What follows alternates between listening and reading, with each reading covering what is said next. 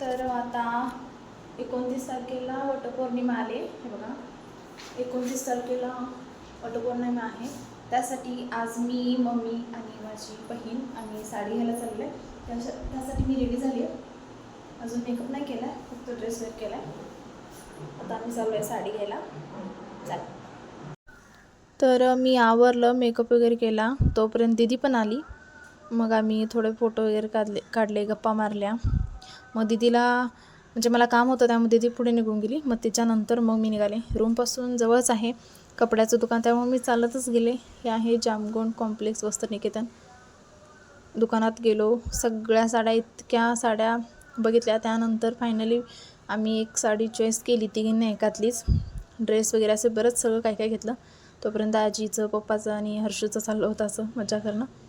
मग मी हर्षून पण थोडे फोटो व्हिडिओज काढून घेतले. त्यानंतर बिल केलं. हर्षू थोडा झोपीला आला होता, मग त्याला घेऊन फिरले वाऱ्याला. त्यानंतर घरी आले. अशी झाली शॉपिंग. आणि आम्ही पेशवाई साडी घेतली आहे तिघींना. एकातलीच, फक्त कलर वेगळे आहेत, पण आम्ही एकाच ह्याच्यातली पेशवाई साडी घेतली. So bye.